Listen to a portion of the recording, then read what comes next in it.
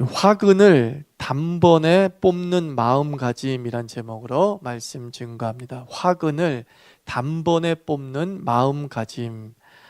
구약에서 가장 유명한 구절 중 하나를 이야기하라고 하면 다윗이 골리앗, 거인 장수 골리앗을 물리친 사건입니다. 이 골리앗을 물리친 사건의 전후를 이렇게 읽어보면서 한 가지 궁금한 점이 생기지 않습니까? 다윗이 자신의 주 무기는 물맷돌을 가지고서 골리앗을 쳐 죽였습니다. 그런데 다윗이 골리앗을 상대하러 나갈 때에 조약돌 5개를 주었다 그랬어요. 잘 생기고 잘 다듬어진 조약돌을 5개를 들고 나갔습니다. 1개도 아니고 3개도 아니고 또 10개도 아니고 5개를 쥐고 나갔습니다. 이 5개라는 게 무슨 의미가 있을까? 그럴 수 있지라고 생각할 수 있습니다만은 이 5개의 의미를 부여하기 위해서 사실 오늘 사무엘하 21장을 읽은 겁니다.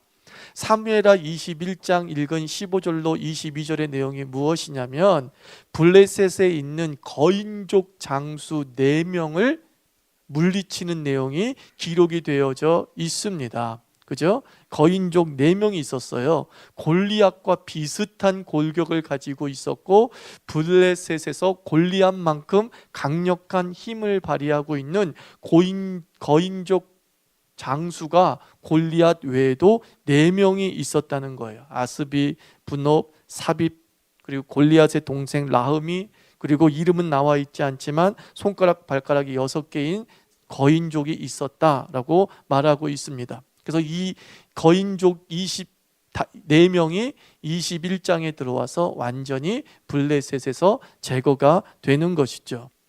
다윗이 물맷돌 5개를 가지고 간 이유가 무엇일까? 바로 여기에 있었다는 것이죠. 골리앗 1명만을 상대할 것이 아니라 다윗은 그 후도 생각했다는 겁니다. 블레셋에는 유명한 장수, 골리앗과 같은 장수 5명이 있을 것이다. 내가 저 골리앗 1명을 물리치면 골리앗의 동생도 나와서 싸우자고 얘기할 것이고 또 나를 이겨먹겠다고 하면서 또 다른 골리앗 같은 장수가 나오겠지. 이번에 완전히 5명을 처단한다고 한다면 다시는 블레셋이 우리를 넘보는 일이 없을 것이다 라고 생각할 가능성이 높다는 것입니다. 이 골리앗만 알려진 장수가 아니라 이 5명의 장수가 다윗의 시대에 블레셋에서 너무나 용맹을 떨쳤던 장수였던 것이 분명합니다. 다윗은 골리앗 한 사람을 제거하는 것에 목적을 둔 것이 아니라 블레셋이라고 하는 화근 자체를 이참에 완전히 뿌리 뽑아 먹자라고 생각을 했던 것이죠. 이스라엘을 능욕하고 이스라엘을 조롱하고 이스라엘 민족의 의욕을 뚝 떨어뜨려 버리는, 사기를 떨어뜨리게 하는 저 거인족 장수를 이번에 완전히 뿌리 뽑아 버린다고 한다면 다시는 블레셋이 이스라엘을 넘보지 않을 것이요, 이스라엘이 하나님의 백성으로 저렇게 비참하고 모멸적인 자세로 있지는 않을 것이다 라고 생각했음이 분명합니다. 여기에 바로 물맷돌 5개의 의미가 있었다는 것이죠. 비록 이 5개를 가지고서 한 번에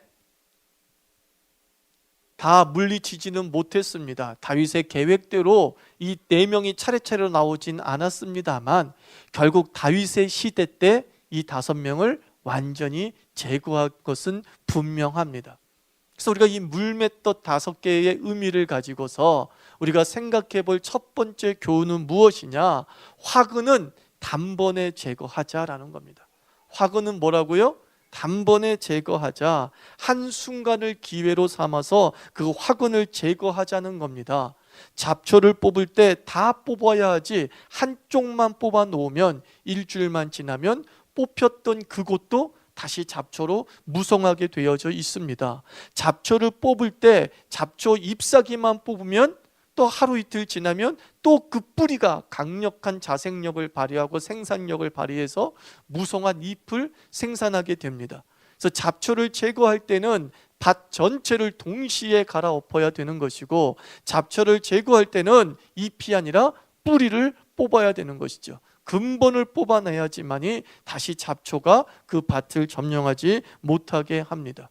우리 인생에 하나님께서 골리앗 같은 자를 상대할 수 있는 기회를 주실 것입니다. 그때 우리가 생각해야 될 것은 무엇이냐? 또 한 명의 골리앗, 두 명의 골리앗, 세 명의 골리앗이 우리 인생에 있을 것을 염두에 두어야 된다는 겁니다.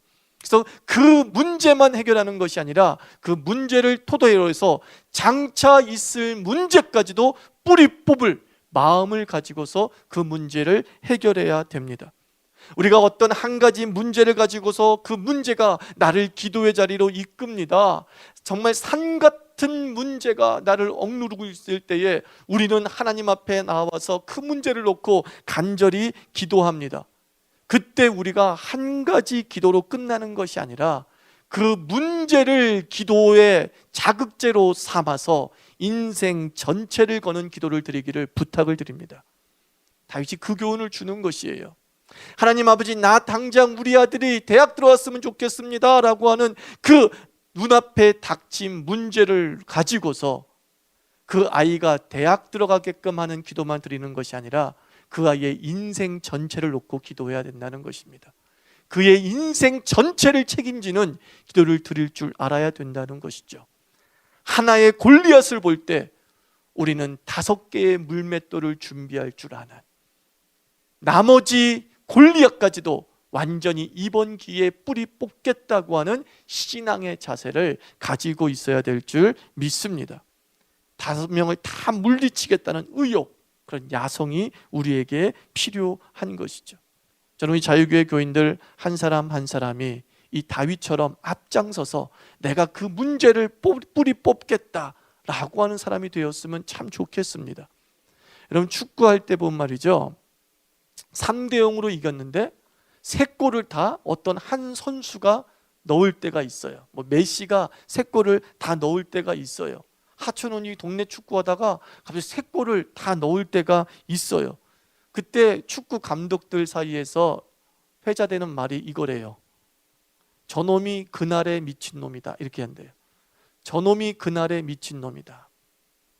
이기긴 이겼는데 그놈 하나 때문에 이겼다는 거예요. 그놈 하나 때문에. 하나님께서 우리 자유교회에 놀라운 부흥을 주실 때 그랬으면 좋겠어요. 그날의 미친놈이 우리 교회에 있는 거야. 물맷돌 5개를 가지고 완전한 승부수를 띄울 줄 아는 하나님의 사람, 그 사람을 통하여서 우리 인생의 전체의 문제가 해결되는 역사를 체험하기를 주의 이름으로 축원합니다. 그리고 2번째가 무엇입니까? 앞서 말한 대로 화근은 내가 해결하자. 누가 해결하자? 화근은 내가 해결하자. 다윗이 생각할 수 있잖아요. 다윗이 핑계거리 삼을 수 있지 않습니까? 나는 골리앗을 무너뜨렸는데 대체 다른 사람들은 뭐하고 있는 거야? 라고 하면서 자기는 할 도리를 다 했는데 할 도리를 다 하지 못한 사람에 대한 책임을 추궁할 때가 있죠. 내 몫은 했으니까 이제 네 몫은 좀 해라 라고 말할 수 있지 않습니까? 어찌 보면 다윗에게는 골리앗이 자기에게 주어진 몫일 수 있어요. 저 골리앗만 해결하면 사울 왕이 어떻게 해요? 내 모든 건 너 주겠다, 라고 말하지 않습니까? 그러니까 골리앗만 해결하는 게 자기의 책임일 수 있어요. 그런데 다윗은 무슨 마음 갖고 있어요? 이왕 해결하는 것 내가 다 해결하자. 참 멋지죠. 이왕 해결할 것 내가 다 해결하자.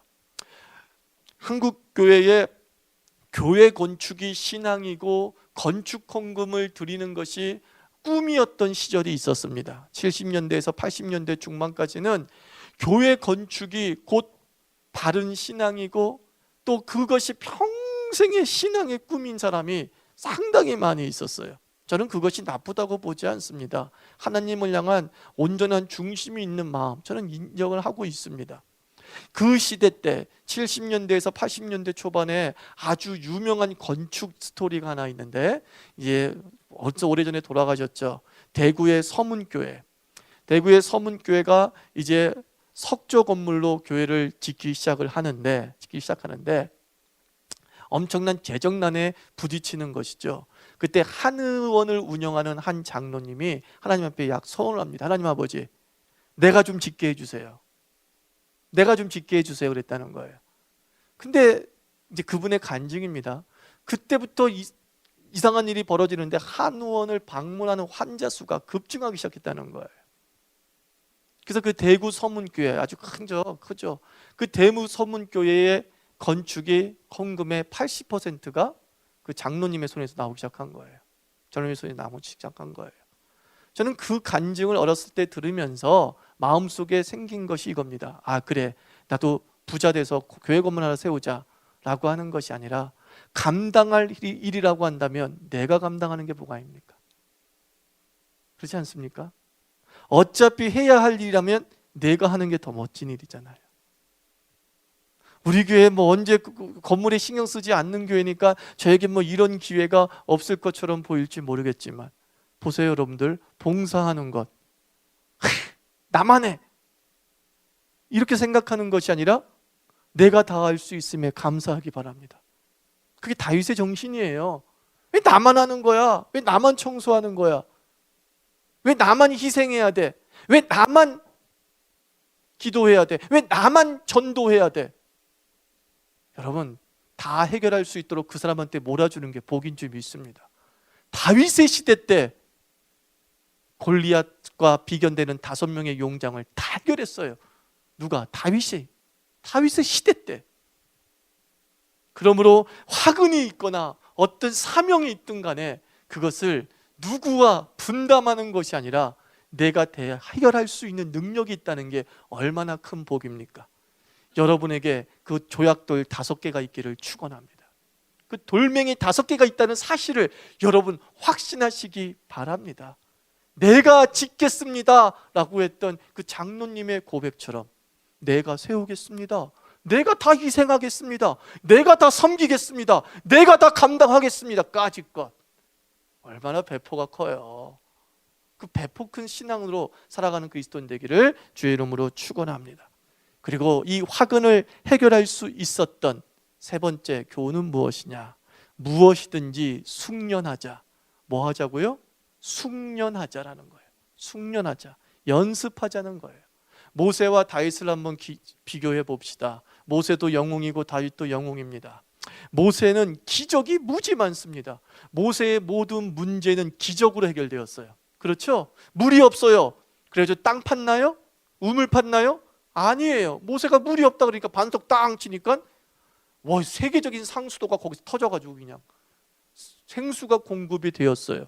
먹을 것이 없어요. 그래가지고 막 밭을 개간했나요? 아니에요. 갑자기 하늘에 그냥 시커멓게 덮친 메추라기가, 그리고 눈과 같은 막 만나가 떨어져서 문제가 해결됐어요.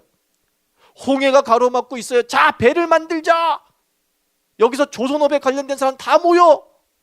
아니에요. 그냥 손 들고 기도했는데 길이 싹 갈라져가지고 건널 수 있게 됐어요. 모세에게 닥친 모든 문제는 기적으로 해결됐어요. 그런데 다윗은 말이죠, 모세만큼 문제 많았던 인생이에요. 모세만큼 어려움 많았던 인생이에요.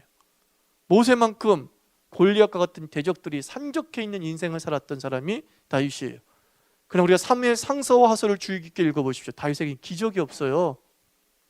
다윗이 기도했더니 사울이 발병나 죽었더라, 없어요.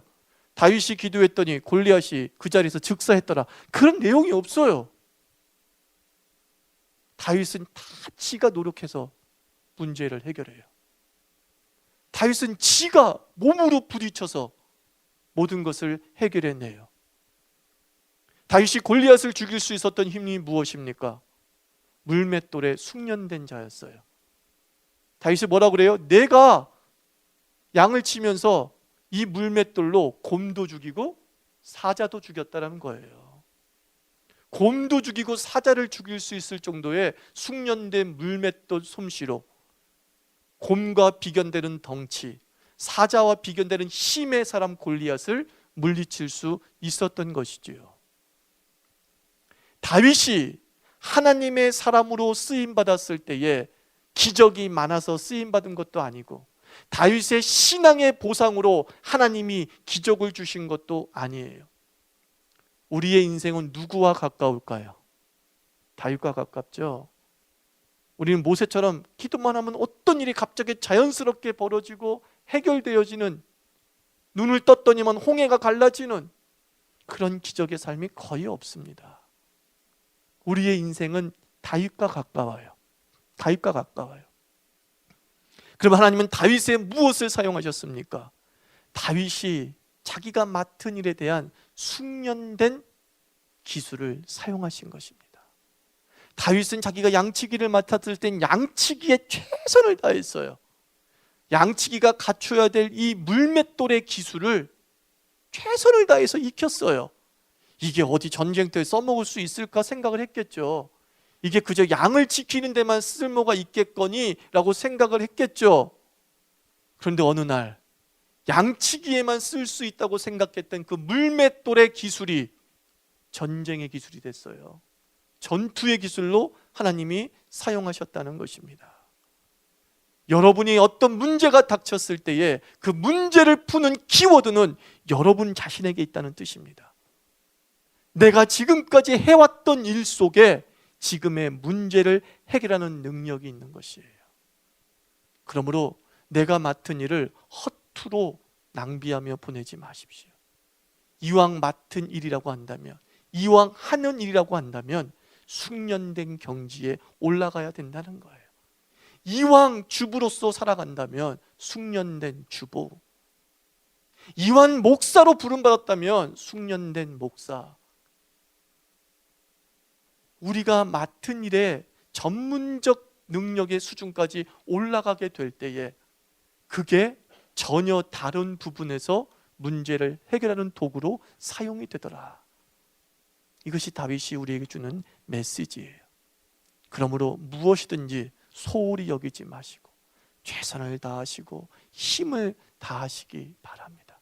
거기에서 돌파구가 열리는 것이에요. 거기에서 하나님이 거인을 무너뜨리는, 대적자를 무너뜨리는 주의 역사의 통로가 될 수 있습니다. 사랑하는 성도 여러분, 우리에게는 골리앗이 있는 것이 아니라 아직 4명의 골리앗이 더 남아있다는 사실을 꼭 기억하십시오.